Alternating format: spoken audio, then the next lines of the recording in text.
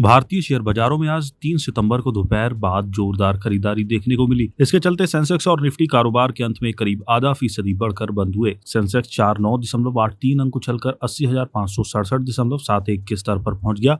वहीं निफ्टी 135.45 अंक की बढ़त के साथ 24,715.05 के स्तर पर बंद हुआ। इस तेजी के साथ ही निवेशकों की संपत्ति में कुल करीब 3 लाख करोड़ रुपए का इजाफा हुआ। आज कारोबार के दौरान सबसे अधिक तेजी मेटल कंपनी के शेयरों में देखने को मिली। कमजोर डॉलर और चीन के स्टील घटाने की योजना के चलते जेएसडब्ल्यू स्टील, टाटा स्टील और हिंडाल्को के शेयरों में जबरदस्त उछाल आया। निफ्टी मेटल करीब 3% की तेजी के साथ टॉप सेक्टोरल गेनर रहा। बाकी सेक्टोरल इंडेक्स की बात करें तो पीएसयू, बैंक, फार्मा और ऑटो इंडेक्स में 0.7 से 1% तक की तेजी देखने को मिली।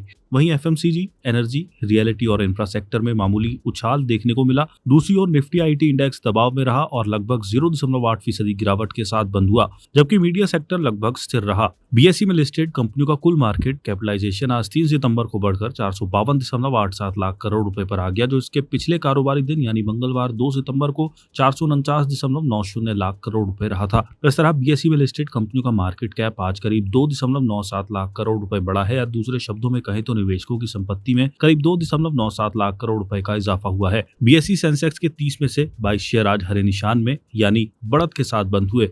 इसमें टाटा स्टील के शेयरों में 5.87% की सबसे अधिक तेजी रही। इसके बाद Titan, Mahindra and Mahindra, eternal और स्टेट बैंक ऑफ इंडिया के शेयर 1.07% से लेकर 1.73% की बढ़त के साथ बंद हुए। वहीं सेंसेक्स के बाकी 8 शेयर लाल निशान में बंद हुए। इसमें भी इन्फोसिस का शेयर 1.17% की गिरावट के साथ टॉप लूजर्स रहा। वहीं हिंदुस्तान यूनिलीवर, एनटीपीसी, टीसीएस और भारतीय एयरटेल के शेयरों में 0.30% से लेकर 0.64% तक की गिरावट रही।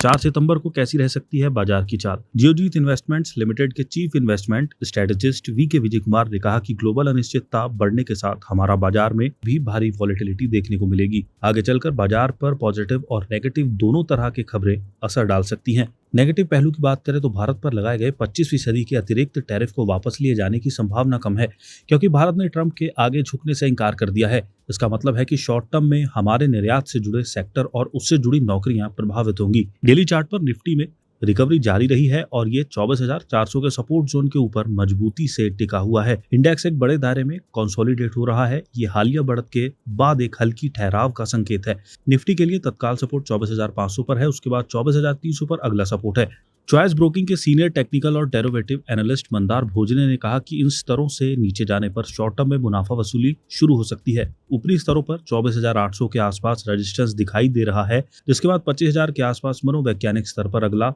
रेजिस्टेंस है। 25,000 से ऊपर का निर्णायक ब्रेकआउट तेजी के एक नए दौर के रास्ते खोल सकता है।